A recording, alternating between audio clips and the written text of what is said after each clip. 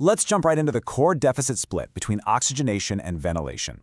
This is the absolute foundation of Step 2 CK pulmonary decision logic. We're breaking down pulmonary physiology, testing, and ventilator management exactly as it presents on the wards and, of course, your boards. To establish our clinical baseline, you've got to completely separate oxygenation from ventilation in your mind. Oxygenation is measured by PaO2 and pulse oximetry. So, if your patient is hypoxic, you fix it by manipulating either the fraction of inspired oxygen, the FiO2, or the positive end expiratory pressure, the PEEP.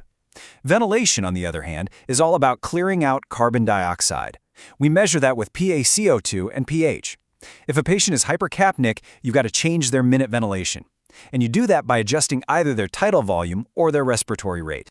Section 1, PFTs and DLCO diagnostic patterns. Let's get right into it. Okay, obstructive diseases like asthma and COPD are all about impaired airflow getting out of the lungs. Because of that, they give you a classically low FEV1 to FVC ratio, under 70%. Now compare that to restrictive diseases like interstitial lung disease or severe chest wall deformities. Here, the overall lung volumes are literally just reduced.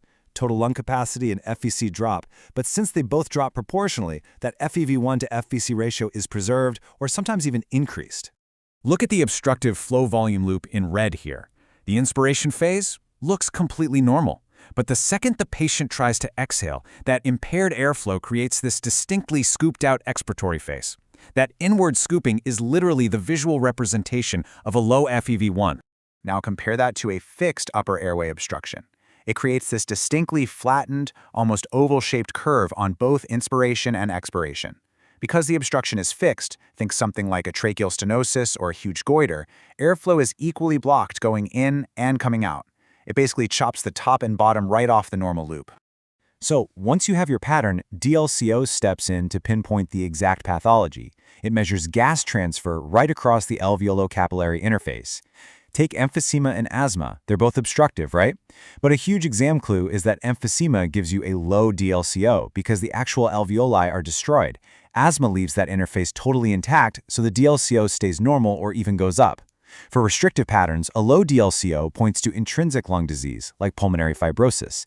But a normal DLCO, that points to extrapulmonary restriction, like severe obesity. Section 2. Hypoxemia and the AA gradient. Let's categorize these mechanisms. Contrasting hypoventilation against VQ mismatch in shunts is absolutely crucial here. If your patient is hypoxemic, but their AA gradient is totally normal, the lungs themselves are actually fine. The issue is either high altitude or hypoventilation from something like CNS depression or neuromuscular weakness. But if the AA gradient is increased, you've got a primary lung issue like a PE, pneumonia, or emphysema. To narrow it down even further, look at how they respond to supplemental oxygen. VQ mismatches and diffusion limitations will correct with oxygen. Intrapulmonary and intracardiac shunts uniquely do not correct because the blood is entirely bypassing those ventilated alveoli. Moving to Section 3, NIPPV and PEEP mechanics. Let's talk non-invasive management.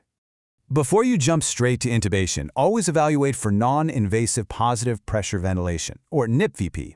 This has a proven life-saving role in severe COPD exacerbations and cardiogenic pulmonary edema.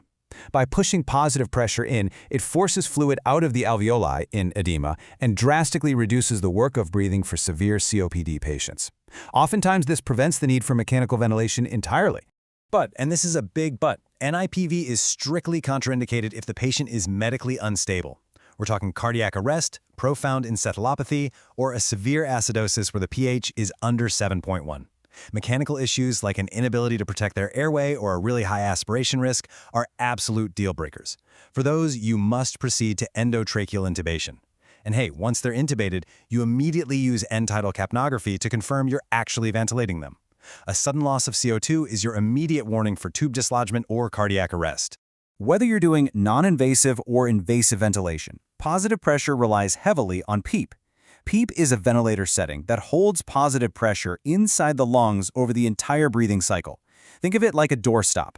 Its main job is increasing functional residual capacity by keeping those collapsed or unstable alveoli propped open. This totally improves the ventilation-perfusion relationship, meaning you can get an adequate arterial PaO2 using a much lower and much safer concentration of FiO2.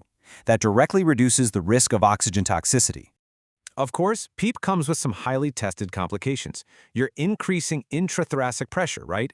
So excessive PEEP can actually cause barotrauma. On exams, this shows up as a sudden pneumothorax with worsening shortness of breath, hypotension, and tracheal deviation. Also, watch out for patients in hypovolemic shock. Pumping up that intrathoracic pressure can cause an acute drop in right ventricular preload, which can actually lead to sudden cardiac death. Section 4. ARDS ventilation. Time for the invasive management strategies. When you intubate a patient with ARDS, you've got to separate your targets. For oxygenation, you're tweaking your FiO2 in your PEEP. If they're hypoxic, you crank up the PEEP. For ventilation, if their PaCO2 is climbing and their pH is dropping, you adjust the respiratory rate or the tidal volume. But here's the kicker. In ARDS, how we manage that tidal volume is incredibly specific. You have to use low tidal volumes. We're talking 6 to 8 milliliters per kilogram of their ideal body weight. See, in ARDS, tons of alveoli are already collapsed. That leaves only a tiny fraction of open functional lung, often called the baby lung. Standard tidal volumes will literally overdistend and pop those remaining healthy alveoli. Low tidal volume ventilation prevents this damage and is definitively proven to improve mortality. You pair this tiny volume with adequate to high PEEP to keep the alveoli recruited and make sure your goal plateau pressure stays at or below 30 centimeters of water. Beyond the ventilator knobs, two other strategies really improve ARDS recovery. First up, prone positioning. Flipping the patient on their stomach physically distributes ventilation to the dorsal lung regions, which is where the vast majority of our alveoli actually live. Second, a conservative fluid strategy. Once the patient is hemodynamically stable, keeping them dry, aiming for a neutral or negative fluid balance, really accelerates their recovery. Finally, Section 5. Ventilator pressures and troubleshooting alarms. The key for the exam here is separating airway resistance problems from decreased lung compliance issues. Imagine the airways as pipes and the lungs as balloons. If the vent alarms for an increased peak pressure, but the plateau pressure is totally normal, your issue is strictly in the pipes. It's increased resistance to flow, a mucus plug, a kinked tube, severe bronchospasm, or maybe the patient is just biting the endotracheal tube. But if both the peak pressure and the plateau pressure are shooting up, you've got a compliance problem in the balloons themselves. The lung tissue has become stiffer. You'll see this with a pneumothorax, pulmonary edema, pneumonia, or ARDS. To make that exact distinction, you have to know how to measure plateau pressure. Plateau pressure reflects the true underlying compliance of the alveoli. You get it by performing an inspiratory hold maneuver. You basically pause the ventilator for just a second right after the tidal volume is pushed in. This completely removes the resistance of the airway from the equation, leaving you with just the elastic pressure of the lungs plus your PEEP. And keep in mind, the total PEEP inside the lungs isn't always just the number you set on the machine. Total PEEP equals your set PEEP plus auto PEEP. Auto PEEP happens when a patient has intrinsic resistance to airflow during expiration, which we see a lot in obstructive diseases like COPD. They basically don't fully exhale before the machine delivers the next breath. This causes dangerous pressure stacking, and you can measure it using an end-expiratory hold maneuver. Okay, when it's finally time to decide if a patient is ready for extubation, we calculate the Rapid Shallow Breathing Index, or RSBI. That's just their respiratory rate divided by their tidal volume. If the RSBI is over 105, that strongly signals respiratory muscle weakness or some persistent underlying pathology. Basically, they are breathing way too fast and way too shallow, and taking that tube out will almost certainly fail. Nailing these mechanics from PFTs right down to extubation is your key to crushing pulmonary questions on Step 2 CK.